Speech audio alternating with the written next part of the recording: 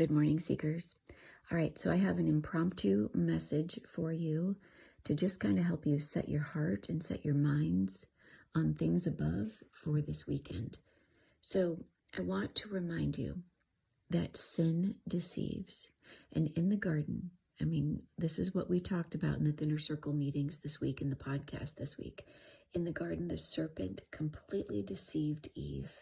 He changed her focus from the freedom that she had, the freedom that God had given her in the garden, he changed her focus then to the one restriction God had made.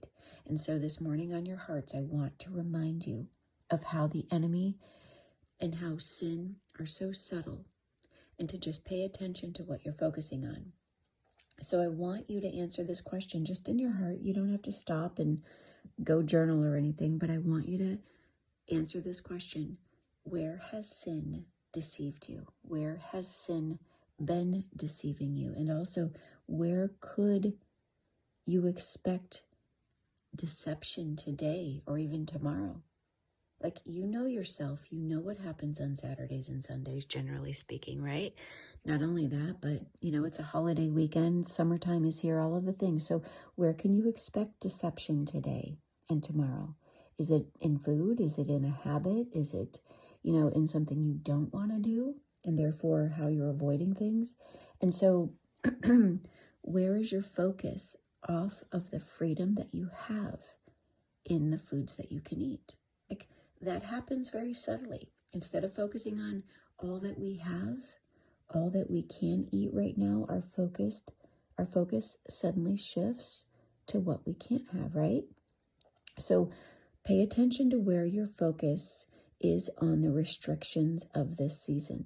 Are you focusing on how everybody's going out for ice cream and you can only order, whatever, a coffee, whatever it is?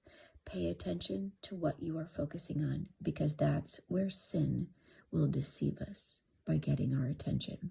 So pray into those areas where you feel weakest, because you're going to feel weak when your focus is on what you can't have, right? So pray into those areas where you feel weak, where you can expect to feel deceived by sin, really. And they're usually very subtle and are accompanied by, and you know this, they're accompanied by reason and justification and enticement. So when you see something that you know is not what you're eating in this season, that's where you start to materialize these reasons behind why you deserve it, or you start to justify it as just this once, right? Or you start to recognize that you're feeling enticed. Pay attention. Those are the subtle cues.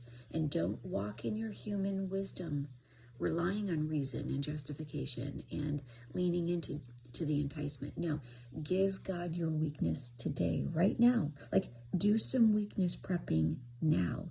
Anticipate deception and pray against it. Like, do some weakness prepping now in the form of prayer. You know what today holds. You know what tomorrow holds. Now is the time to get a prayer strategy in the direction of what you want to have happen and against the direction of what you don't want to have happen. And this is how you start to make space for God's grace. This is how you do what 2 Corinthians 12:9 says to do, even in weight loss.